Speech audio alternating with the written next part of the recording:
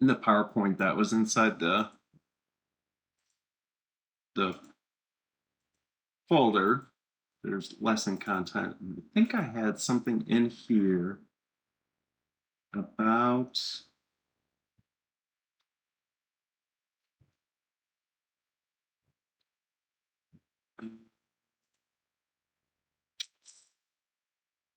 elements of motion design. Here we go. And there's a link here, and I think this actually had some really good kind of animated references, so it might be good to check that. I'll throw that into the chat.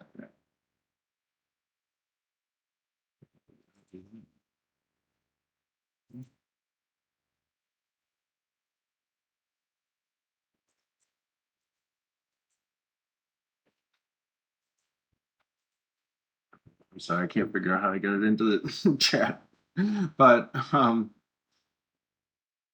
there's, just kind of like with design, how there's like the general concepts of your visual design fundamentals or elements, I guess, like balance, color. I forget some of visual design principles. Maybe. A lot of them are based in the same kind of way. Um, it's those types of things where similarity, closure, symmetry, proximity, contrast. And in print design you might do that with like scale of things, or one thing's colored in a different way. And so a lot of those are kind of highlighted here. And and those all apply also, but then I guess these are more for like maybe the movement of it. So there's timing, spacing, and rhythm, which is, you might just kind of think of that as something has like a tempo. If you think, a lot of these are easy to think about maybe in terms of like your favorite songs, or even the difference between songs. Like a song just has like kind of a rhythm to it, or maybe a change in rhythm. Eases is the way that something moves. So if it moves kind of slowly, it has a feeling of it being heavy. If it has something in it kind of like overshoots something, kind of has like a rubber bandy kind of feeling. So I think Rico was asking, earlier about how to really get a lot of that feeling in, and that this is where a lot of that comes in. And that's like, if you were thinking about driving in your car and you're just going from like stoplight to stoplight, you could just kind of let the car idle the entire way, or you could like zoom off the line really fast, and then come to a screeching halt at the next light. Or maybe you like take off kind of gently, get up to speed, and then slow. This is probably my dad here. Very slow to slow down. um so that kind of has, anything can have that sort of that feeling, a square that you're moving, tight that you're bringing in, and it all kind of starts to play in together. um Mass and weight, well, I was kind of talking about that, how this sort of impacts that. And in a real world, a physical object's movement is based on mass and weight. So like a car is a heavy object, and if you're getting into physics, so it's like it takes a lot of force to stop something like that.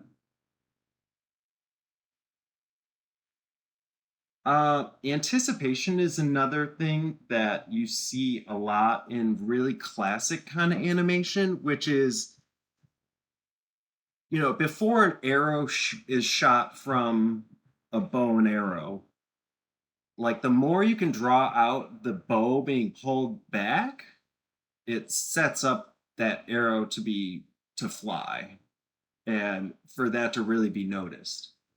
And so that can be done a lot, even if with just like tight animating on let's just say a square.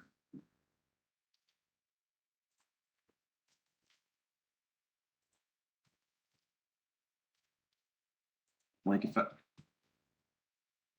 I could just animate it off screen like that, but if I instead first maybe move that here, actually I think I need to reverse this.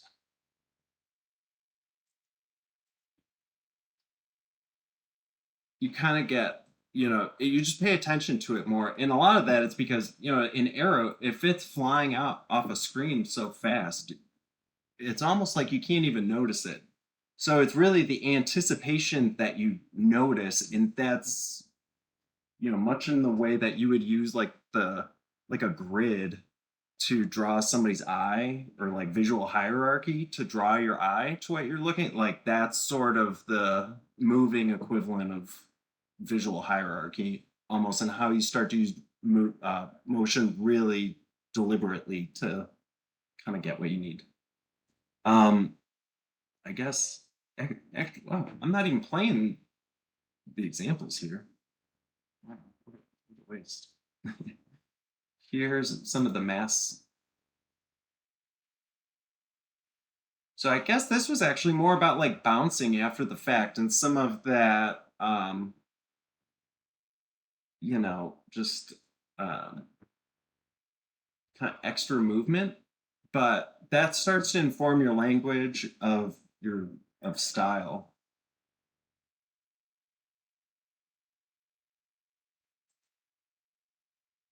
It's kind of a lot to look at.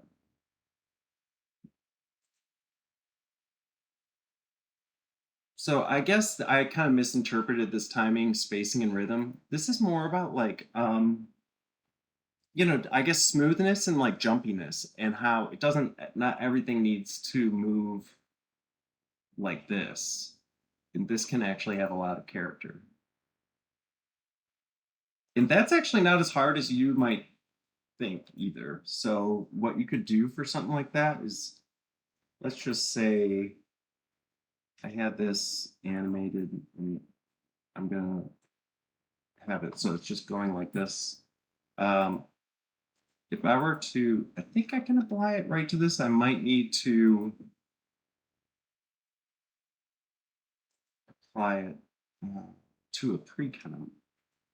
But this is like you have a frame rate in here, which right now we're at 23.976, basically 24. So this is the same when you apply it. But if you make it like 8 frames a second, it makes it in that jumpy style then. So, and now this is an easy way to sort of compare. This is how I'll work through ideas like this. Maybe A, B, compare the two. Which one feels more on brand or feeling for what I'm trying to do? And then use that going forward. Let's go there. Okay, arcs. This gets to be, I guess more in complex movements, but in general, like the more you can add sort of curving movements to things, they'll just feel a little bit more natural. And you can see that even happens with the curves too. Like a lot of times, these ones that have smooth arcs in and out feel more natural, and like these ones that are abrupt feel less natural or maybe more mechanical, and that might be appropriate. Smears is like a kind of effect, really, more for anything that comes from like a also old like traditional cell animation sort of um technique, and I think it was more to like solve problems, kind of make it, give it feeling. And there's actually some, if you were to look at like cell animation smear frames, they're popped into weird places. Like, let's see if we can find a Disney one.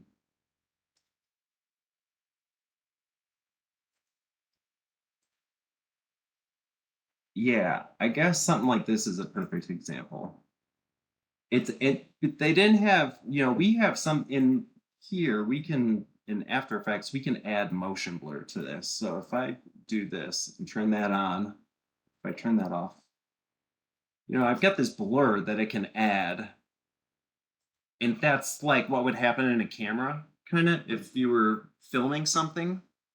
So a lot of these techniques actually go back to really filming frames and how it would happen in a camera and then trying to recreate that. So, but they learned that, you know, I guess animators somehow figured out that these smear frames are useful in that.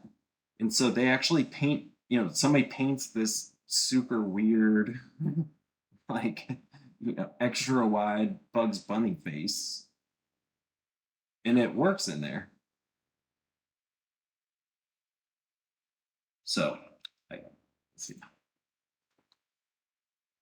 But some of that also is just like this kind of thing is also just sort of a cool way that I think we looked at this when we did that demo, like infographic, and you're looking for ideas for how something might transition.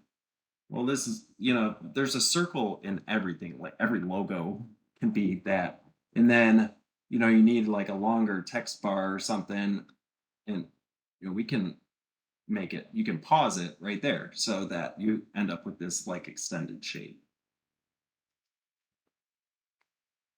So a lot of the, I guess what I'm trying to say is a lot of movements that you might see in things that look uh, really complex or, stealing from a lot of these sort of basic ideas.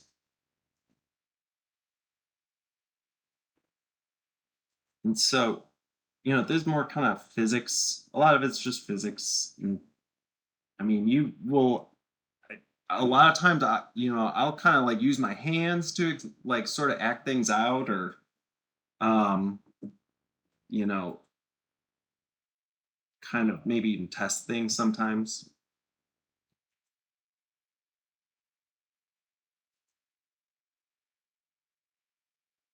Okay, exaggeration. And that's the other thing, you're giving life to things sometimes, so it becomes a stylistic choice, almost like how lively might you want it to to be. This is quite a bit more effort. So a lot of that's balancing time and ability to. Okay, this is a more, I would say, elementary kind of, or more fundamental than some of the others. The secondary and layered animation. This is almost like parenting, kind of, and how we would say, and it's you end up with this whole movement by combining these like different things. So in your primary animations, that it's just sliding, it's really just moving like left to right. But then in the middle, adding like this little rotation, you get sort of a twirl into it. And then your third is like the physics kind of reaction to that. That might be um, that might be something like this sliding across, indicating that it's, maybe slippery or something, or maybe it's something environmental where I'm gonna just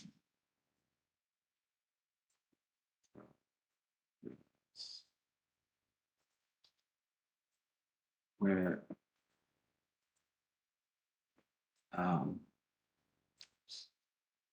I know we haven't gone over this really, but let's see. Here's what I'll do. Use the star tool. I'm gonna make a shape here,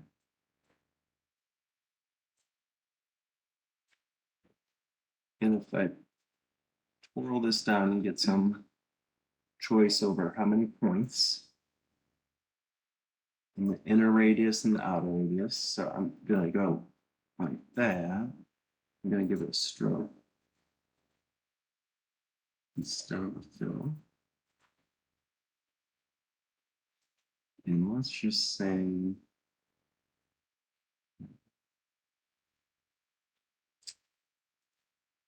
think just to make it easy, what I'll do, move this anchor point to the middle of this and just do a super fast scale. And I'll trim it to this. I'm gonna put it behind here.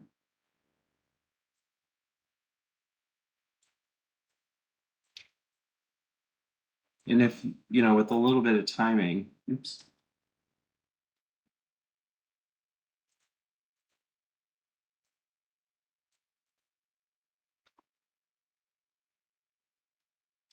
and you might probably want to cover it up or something. Around. It's just sitting. Mm.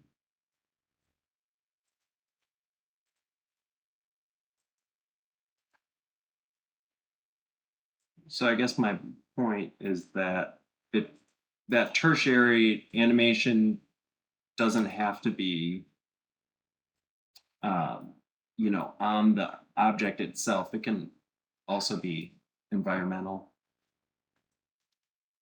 Or if if it ran into something and it reacted, that would be kind of that tertiary level animation. All right.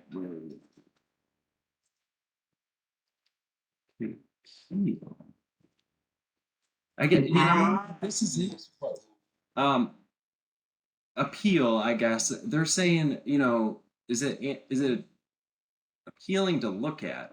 And I think, that's something that um it's weird. Motion design, it's like they care less about like design. It's like more of a cool factor or something. Like it's really like trendy and really kind of differs from a lot of other uh motion design disciplines. Like if you're a clean designer, like it can be hard to find really good like examples of that. There's definitely they're definitely out there, but a lot of it's just really what most a lot of people would say like an over the top aesthetic that they don't love, like really glossy, yeah, more like maximalist kind of. And if we go and look on like Behance or something, so we're kind of moving into some of that other looking at examples part now, I guess. Let's see. Style frames. Maybe it's just because it's like part of the process too, but or the way that the projects are pitched. But there's a lot of effort put into like defining a look it early on and then sort of exploring that look. And maybe it's because 3D is an element that we can use, but there's a lot like, or maybe it's just because of where it's coming from, like news graphics and sports graphics have this kind of thing, like super glossy. There's like a million little like fragments flying around. I don't know. I mean, I love this kind of stuff, but it's rare that we, I guess, have a need for that here. Or, you know, things like this. Uh, and a lot of this is coming from like title sequences are a popular type of work. So a lot of like light driven stuff. And I guess it can just be a rabbit hole really. And trying to find your style is, I mean, there's any number of them. So kind of figuring out what you really like can and then figuring out how to break down that type of work. So I mean, a lot of, there's this kind of more flat look you see a lot too, more of like a stylized character kind of thing. It is really big in the motion design world. These like oversized, like wrong proportion characters, I guess, or like these kinds of scenes where It's just so much going on. Um, in a lot of this, I guess, if you were thinking about the movement of this and kind of planning and breaking it down, the movement in this is actually not hard. This is like really just like an illustration effort in thinking like, okay, knowing, all right, these buses are gonna probably move. Going, one's going this way, I guess. One's going this way. These clouds will be drifting. This bird's probably flying. Now this gets a little weird. Like if you're trying to move in it, you probably need to make this like in 3D or something. But you could also just kind of take a stock image and pan across it and move some of these things in this world. And here's the animatic of how. But I like looking at Behance and stuff like this for breakdowns because they'll show a lot of this sort of see how they did it. There's a lot of prep work. It's not like you're just jumping into the animation. They know like, okay, I gotta do 25 frames of or 3 seconds of this scene.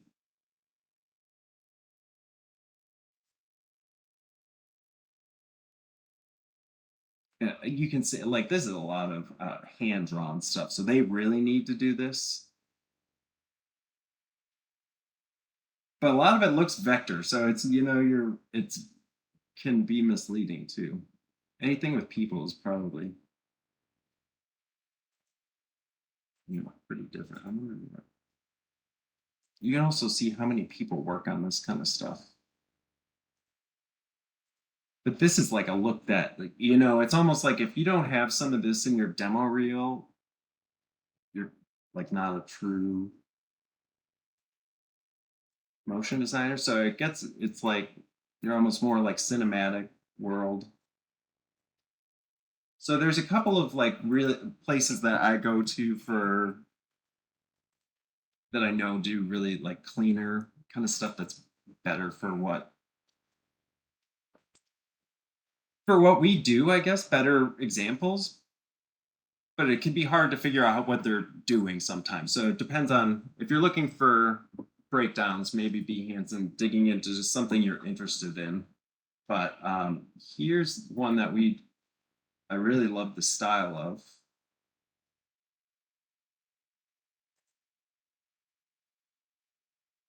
And like, a lot of this is just like a lot of cutting, really. But I mean, a lot of it just sort of takes, you know, just a couple of frames to help define the style. And then a lot of stuff can be taken over.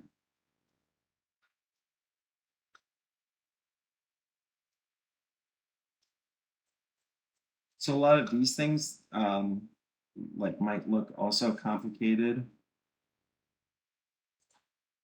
In here, if you were to make just like one, we'll say rough edge matte,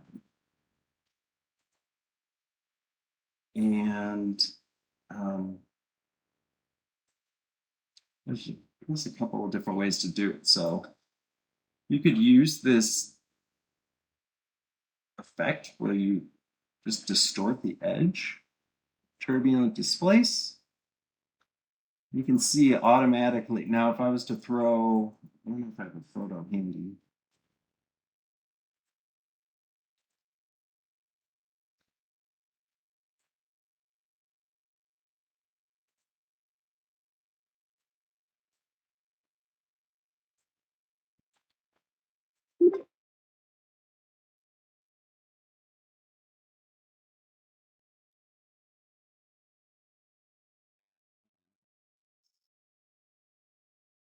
Now, if I do,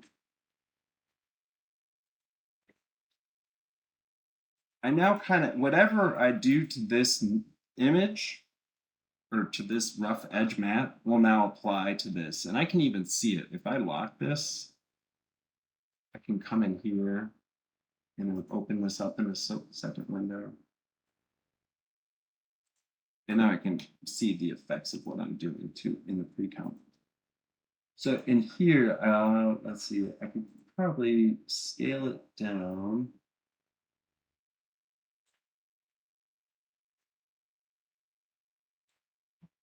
Yeah. And then in here, you could do something like maybe give it a layer style. You know, of like a stroke.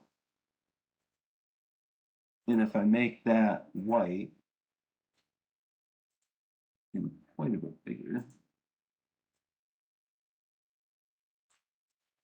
let's just say I made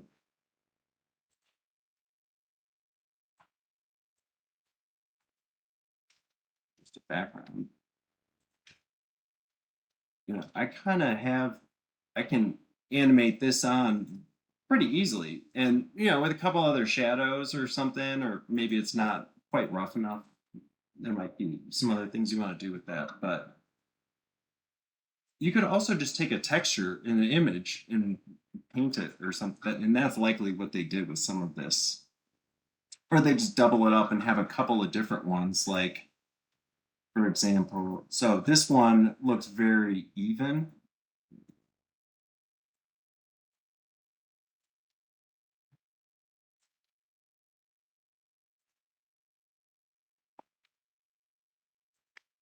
So this one's very even.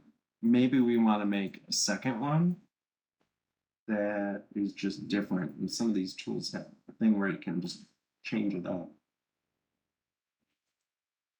And so then in here, instead of using a layer style, I'll remove that. And then instead, I could even just duplicate them. I'll move, drag them both to the top. And then I'll take this, maybe I'll take the bottom. I'm going to fill that with white. And go effect, generate fill.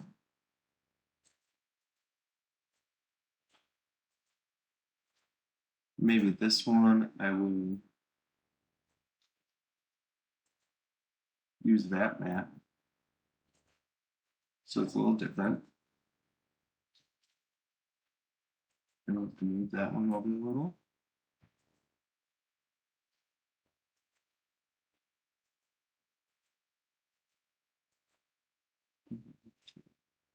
Do something different here. So now I've got two different mats to help create that style. And if I parent all of this to like, I could parent both of these then to one null to move just that. So I guess if we were talking again about movements, it's like, so in my style, would it if it kind of again A/B this, well, if I wanted to animate this thing in, let's say to reveal that, would I want the image to be also be attached to that? Like that might have a different look. Or do I want maybe the images to stay still and just the um, mat moves in the frame? And you can see these are, I guess the other thing with motion design is, people are thinking in a second is a long time. There's 24 frames of artwork to be created in there, and you're not creating it necessarily, but it could literally change on every frame. So um, things happen fast. Like if you're looking at this,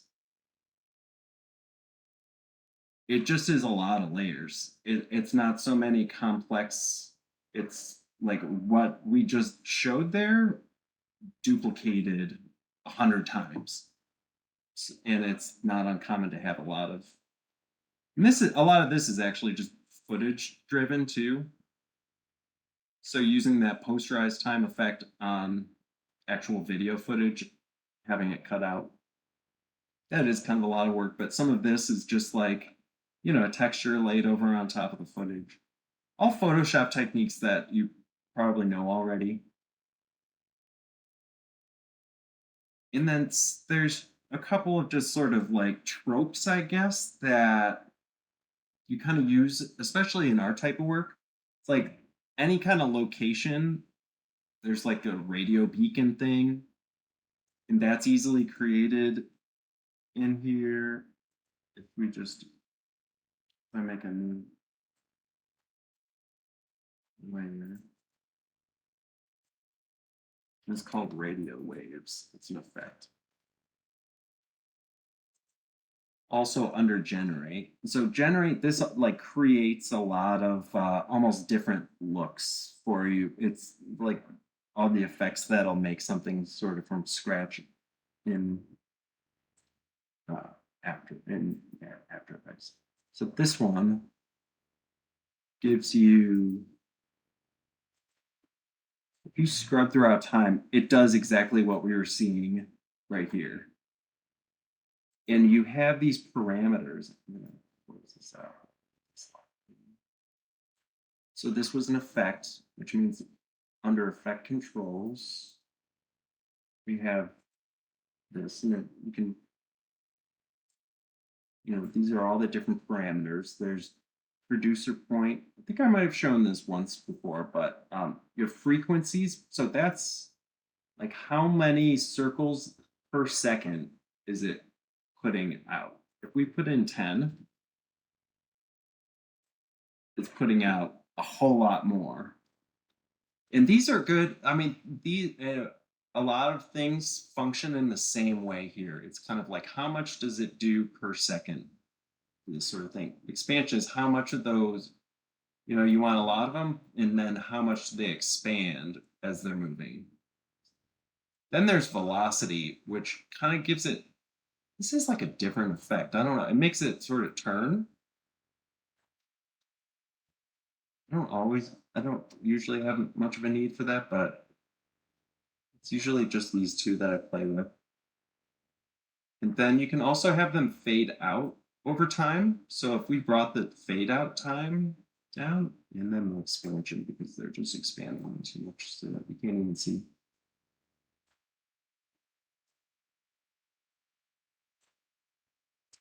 Fade out times. If you kind of pump that up, you can see they start to like die out after you, and you could also do it for inward, like it takes a little bit for them to fade in. Zoom in. So if I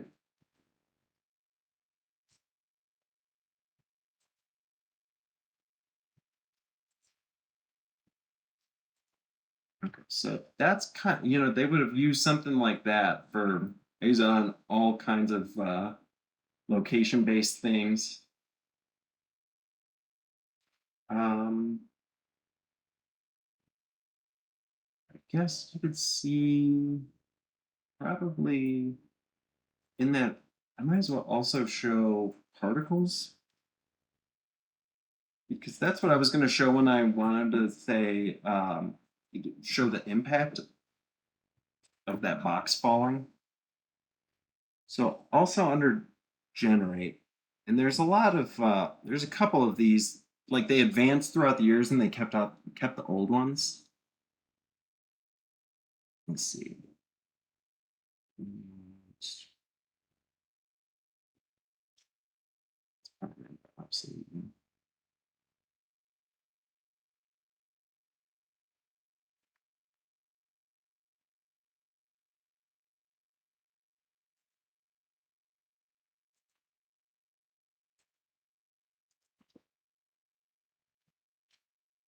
No, it's in the front. Okay, so it's under simulation.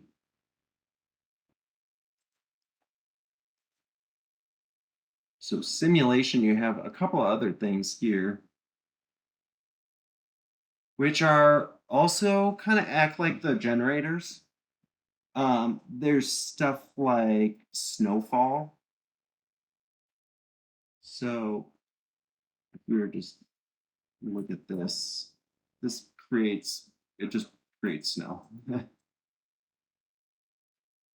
And so if you were to play that, you can easily get that falling. And you have control here over how many flakes there are, the size of them, the speed that they're falling. You can integrate wind, so they're kind of blowing at an angle more. And this might just give a little bit of extra mood to uh, like a piece of text or something if it's or if you're talking about maybe a slippery, winter conditioned roadway. It's a really easy way to add some like movement to it. So a lot of these are pretty similar.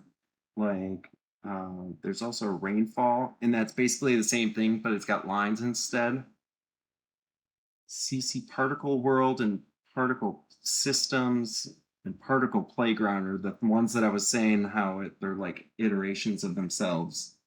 There's also bubbles. If you just want like some quick bubbles, then these go naturally the opposite way, and you get like a little bit of control over like how much they wobble. So if I up the amount of wobble amplitude or the wobble frequency,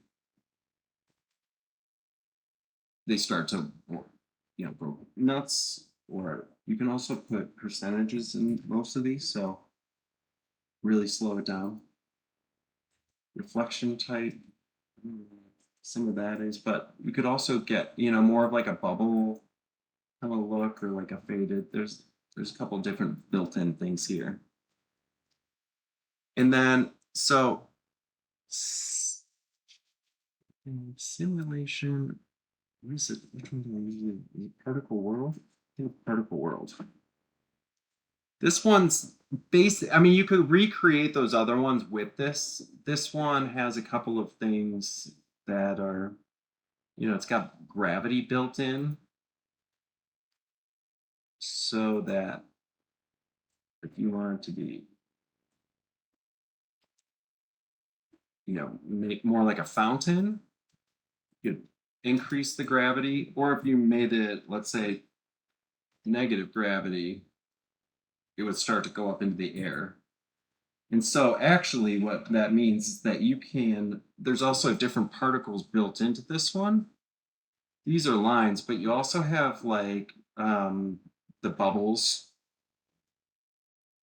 So you could create some of that same stuff, but you have control over color, size variation.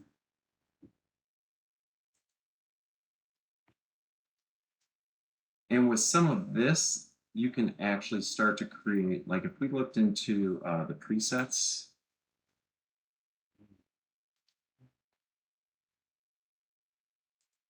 you could make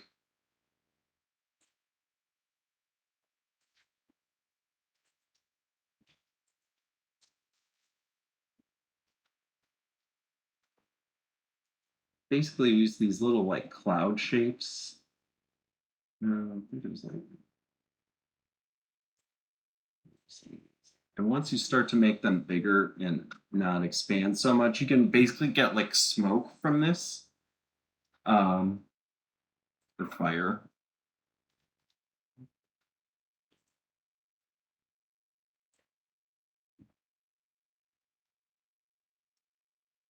So a lot of that like cinematic kind of stuff that we might have seen in Behance or whatnot, it's just like layering up a bunch of those mixed with another thing that gets used a lot is fractal noise, where you can create. I think that one was under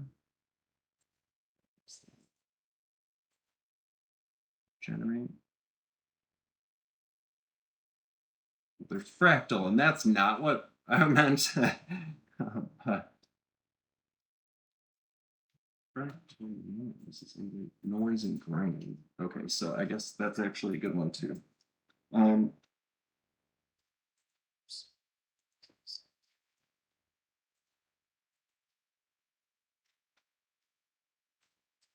okay, so if I go under noise and grain in the effects, there's all these also where you can add like scratches and stuff. A bunch of these are very processor heavy, so we'll add like it's not even showing you really what it gives you just a preview because it is so render intensive, but some of that like footage look you can get from there. It'll apply it to the live footage. There's also just regular noise where if you increase this, you get this kind, the same noise pattern that you would get in like Photoshop. And this can be animated also. And if you were to apply this over, even some of your just like a regular image, it can really add a lot of moodiness to it. And you might even freeze frame it or make it not animated. But the one that I was saying was really useful, actually, more so, is fractal noise. Just under noise and grain. And this gives you like the like clouds pattern, but you have just a little bit more control over it. There's a couple of different shapes. You can increase your contrast and you can start to get some unique looks. There's evolution, so this kind of stuff can sort of bubble up. And there's also, that can be blocky. And this can drive a lot of things also. Like, for example, you could take something like this image, and there's distortion effects on here. So you could do just like a turbulent displace, or you can use this displacement map where that looks for something else to offset it. And so you can, I don't know if it's gonna, but basically this fractal noise pattern starts to drive a lot of different things. You can even use it in something like this, I think, to roughen up your edges. It's, I think by using like hard mix or something like that, it'll blend over the top of this, and uh, you can almost get like a burning effect to look like something's burning away just by tinting it like orange. And one of the guys that it's called Video Copilot. And it, so if you're interested at all in like that kind of like movie style, like compositing and this sort of like glowy, I call it glowy. It's just I love this kind of stuff now, and I actually like we can't do it without designers, but you can kind of see exactly what I'm saying. It's like just a wipe with some like orange glow edge added to it. It's really wild. Same with like a lot of these like distortion kind of things. Um, Here's the motion design playlist.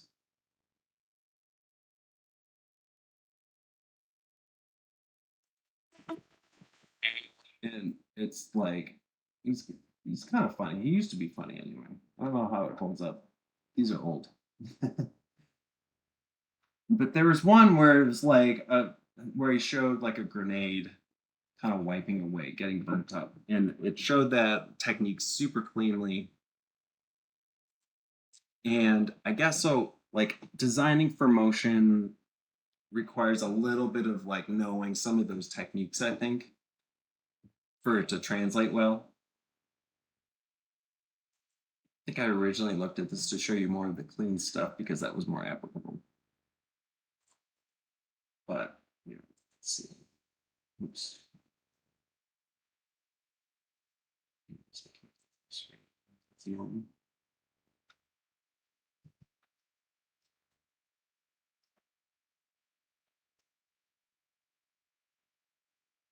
So this definitely has a cleaner aesthetic that we might actually use.